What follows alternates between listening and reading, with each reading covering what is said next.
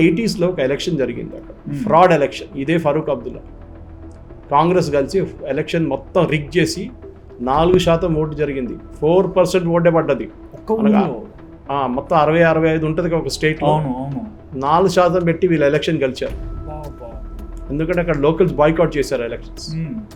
దాని తర్వాత ఇన్సర్జెన్సీ మొదలైంది. మనకు తెలుసు, ఇప్పుడున్న మెహబూబా ముఫ్తీ వాళ్ళ సిస్టర్ని కిడ్నాప్ చేశారు. దాంతో మనం కొంతమందిని రిలీజ్ చేయాల్సి వచ్చింది. అలా ఒక ప్లేన్ కండహార్కి IC-814 హైజాక్ చేసి కండహార్ తీసుకెళ్లారు. ఇదంతా జరిగింది అప్పుడే అన్నమాట. ఈ ఇన్సిడెంట్ తర్వాత, ఈ ఫ్రాడ్ ఎలక్షన్ తర్వాతనే మళ్ళీ మొదలైంది ఈ ఇష్యూ. దాంతో పాకిస్తాన్లో ఉన్న టెర్రరిస్ట్ గ్రూప్స్, పాకిస్తాన్కి ఎప్పుడు ఒక అన్ఫినిష్డ్ అజెండా.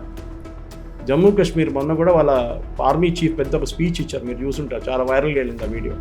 దాంట్లో కశ్మీర్ అన్ఫినిష్డ్ అజెండా, మేము తీసుకుంటాం కశ్మీర్ ఎట్లా అని చెప్తారు. మీరు ఉన్న రాష్ట్రమే చూడలేకపోతున్నారు. మీరు ఆటా కోసం కొట్టుకుంటున్నారు, గ్యాస్ నూనె కోసం కొట్టుకుంటున్నారు. వాళ్ళు వచ్చి మా మీద కశ్మీర్ తీసుకెళ్తారండి.